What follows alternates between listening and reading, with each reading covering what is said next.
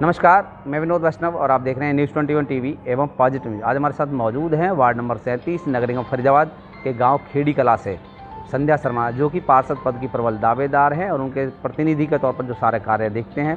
टीकाराम शर्मा योग गुरु भी हैं, शिक्षाविद भी हैं और पेशे से वकील भी हैं। अब हम दोनों से बात करेंगे। पहले मैडम से बात करते हैं। जी मैडम, बताएँ। नमस्कार, मैं संध्या शर्मा वार्ड नंबर 37 से पार्षद पद के लिए प्रबल उम्मीदवार।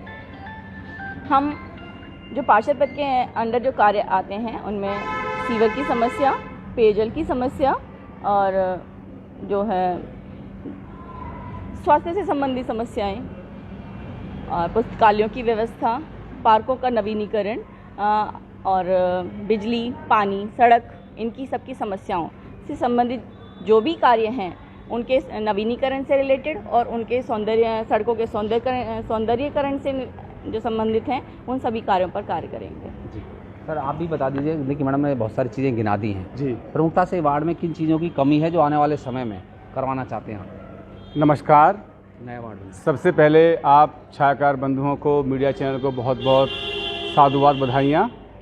जैसा कि आप जानते हैं कि अभी ये नए इस वार्ड का परिसीमन हुआ है, वार्ड नंबर 37, और इसके अंतर्गत लगभग 10 गांव लगभग आते हैं, जिनमें खेड़ी कला गांव सबसे अधिक आबादी वाला है और सबसे ज़्यादा वोट डालने वाला भी सबसे ज़्यादा बड़ा गांव है। तो जैसे कि हमारे भाई साहब ने पूछा, विनोद वैष्णव जी ने, कि आप संध्या शर्मा के प्रतिनिधि के रूप में आप कार्य कर रहे हैं, तो मैं सभी को नमस्कार करता हूं। सभी आदरणीय बुजुर्गन, हमारी माता बहनें, पिता तुल्य बुजुर्ग, नौजवान साथियों, जैसे कि आप जानते हैं कि इस वार्ड का अभी गठन हुआ है तो इसमें थोड़ी समस्याएं भी हैं। हम जनता के बीच में गए और वहाँ पर ये पाया गया कि भाई पेयजल की समस्या, सीवर की समस्या, बिजली की समस्या और जो स्ट्रीट लाइट्स हैं उनकी समस्याएं हैं। जैसे कि आप जानते हैं कि अभी इस वार्ड गठन हुआ है तो इसमें तमाम सारी जो है अभी सुविधाओं का अभाव है। तो हमने सभी से वादा किया है, संकल्प किया है कि भाई हम वार्ड की सभी समस्याओं को समय मिलते पूरा कर लेंगे। जी। कितनी वोट हैं इस वार्ड में आप?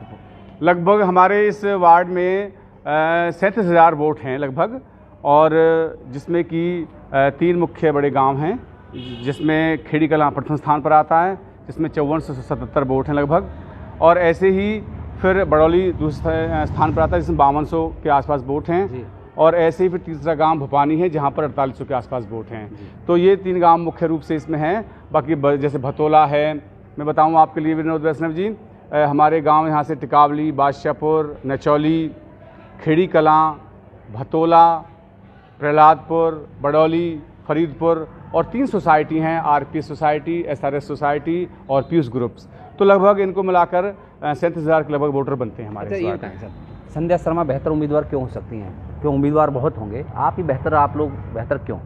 आपसे पूछ लेते हैं मैडम से। देखिए, बेहतरी के लिए जैसे हमने एक नारा दिया है कि शिक्षित हो, विकसित हो, वार्ड हमारा। शिक्षित हो, विकसित हो, वार्ड हमारा। रोग मुक्त हो, योग युक्त हो, बढ़े भाईचारा, और हमें चाहिए आशीर्वाद तुम्हारा। तो और यही है हमारा नारा। तो ऐसे हम जनता के बीच में हम जा रहे हैं और जनता का भरपूर स्नेह, भरपूर आशीर्वाद हमको प्राप्त हो रहा है। और गांव के बुजुर्ग लोग यही कहते हैं कि भाई आपके कैंडिडेट की योग्यता क्या है, ज़रा बताइए। तो जब उनको बताते हैं कि उन्होंने 3 विषयों से मास्टर डिग्री कर रखी है, जैसे MSc मैथमेटिक्स है, फिर MA योग से है, शिक्षा के क्षेत्र में M.Ed है, तो सबकी ज़बान से एक ही बात आती है कि सब जन जन की यही पुकार, संध्या शर्मा आपकी बार। तो बड़े बूढ़े बुजुर्ग ये कहते हैं कि भाई इतना कैंडिडेट तो हमारे इलाके में नहीं मिलेगा पढ़ा लिखा, तो हम पढ़े लिखे व्यक्ति को ही वोट देंगे जो। अच्छा सर, एक बात बताएं, प्रवासी लोगों ने, बाहर के लोग ज़्यादा बस गए यहाँ के, क्योंकि आप खेड़ी में देख लीजिए, यहाँ पर किराएदार भारी संख्या में हैं, वोट भी उनके होंगे और बाहर के लोग ज़्यादा हैं, क्योंकि गाँव तो है ही है, साथ में बाहर के लोग, सोसाइटियों में ज़्यादातर बाहर के लोग रहते हैं। इनकी प्रमुखता से किन समस्याओं को दूर करने की बात करेंगे आप? देखिए, जैसा कि आप जानते हैं, अगर हम बाहरी जो प्रवासी लोग हैं, मान लीजिए सोसाइटी की हम बात करते हैं, तो इनकी मात्र वोट 3600 के आसपास है तीनों सोसाइटियों को मिलाकर, जबकि जो इसमें जनसंख्या अगर हम बात करें तो 10,000 से ऊपर है, क्योंकि लोग भिन्न भिन्न क्षेत्रों से आए हैं अपने व्यापार के लिए, रोज़गार के लिए। तो सोसाइटियों में उनकी अभी वोट्स अभी बहुत कम बनी हैं, लगभग 20% वोट के आसपास बनी हैं। तो चलो खैर जो भी है, तो उनका जो वोट, अब तो वोट नहीं बनेगी, 2024 के जो इलेक्शन होंगे वो जनवरी 2023 से बनना शुरू होंगे उनके वोट कार्ड जो है। तो कोई सहारनपुर से है, कोई यूपी से, कोई बिहार से, कोई मुजफ्फरनगर से, कोई मेरठ से है।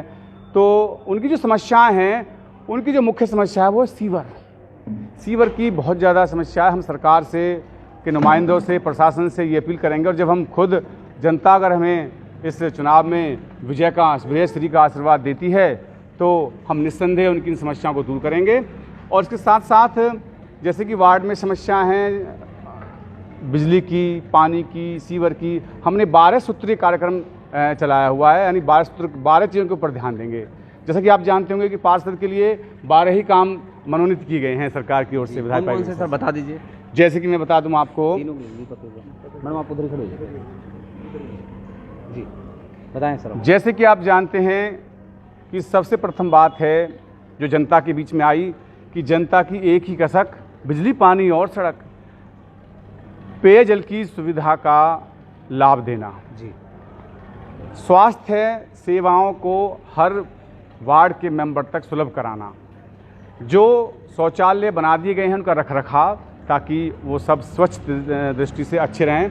इसके साथ साथ ही जगमग सड़कें हों, पक्की गलियां हों, जो स्ट्रीट लाइट हैं वो सब जलती रहें।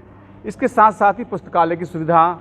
इसके साथ साथ ही मैं बताना चाहूँगा आपको कि जो भी कम्युनिटी सेंटर हैं उनकी हालत थोड़ी दयनीय है, क्योंकि वो बन तो गए हैं, अच्छे हैं, सुसज्जित हैं, लेकिन जो उनमें सफाई व्यवस्था है उसका ध्यान रखना जो है। तो ये मुख्य रूप से रहेंगे। और इसके साथ साथ मैं बताना चाहूँगा आपके चैनल के माध्यम से विनोद वैष्णव जी कि लोगों को हम, सैकड़ों लोगों को हम रोजगार के लिए प्रशिक्षण दिलाएंगे और साथ साथ उनकी प्लेसमेंट भी कराएंगे। ऐसा हमने विशेषकर ये जनता को देखा है कि बहुत बेरोजगार लोग घूम रहे हैं इधर से उधर। तो उनको, जैसे प्रधानमंत्री जी ने कहा है कि कौशल विकास केंद्र जो हैं उनके मार्फत उनको ट्रेनिंग दिलवाएंगे और उनको भरपूर रोजगार क्षेत्र में उनकी उन्नति कराएंगे। कौन से पार्टी के टिकट से चुनाव लड़ेंगे आप?